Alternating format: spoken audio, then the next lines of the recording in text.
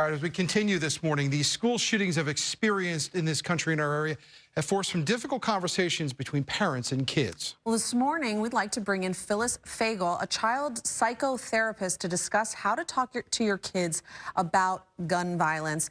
Phyllis, one of the things I was reading some notes about your thoughts on this, there are really two conversations for parents to have. The idea of preparing your children, helping reduce fear that they may experience, but also perhaps recognizing signs of anxiety and depression and perhaps of being the parent to a child who might attempt to commit one of these atrocities.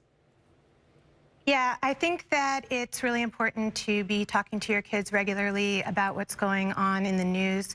I think there's an assumption that kids don't have a sense of what's happening, and maybe to skirt the subject or hope that they haven't heard anything. But it's really important to check in with them, float the topic, find out what they know, and figure out what it is that they need from you, whether it's information or perspective or context or reassurance or comfort, and then to have conversation with them and get a sense of where they are emotionally. Marcia just a minute ago talked about a feeling of guilt among some of the students who experienced this in their school. As you know, we are dealing with a situation now just days ago where students in our area had a shooting in the hallways of their very own school. How can parents help children who have experienced this deal with these feelings of guilt, deal with these feelings that there was something that they could have done somehow, as unlikely as that is possibly in some situations, where they feel this pressure and they have these feelings?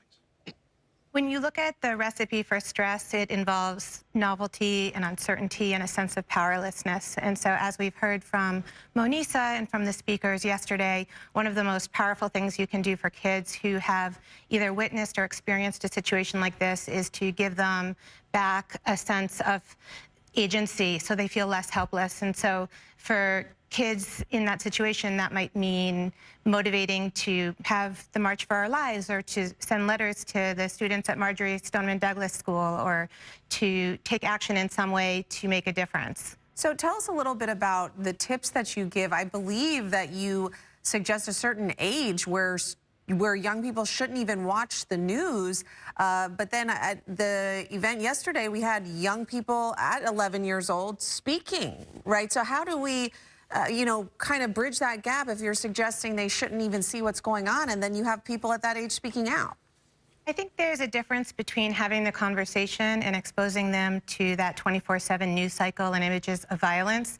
A child under 11, for the most part, and I say this with the awareness that there is no such thing as a typical child, but most kids can't handle those images of violence. That doesn't mean you shouldn't have the conversation or discuss what they're seeing or hearing about in general.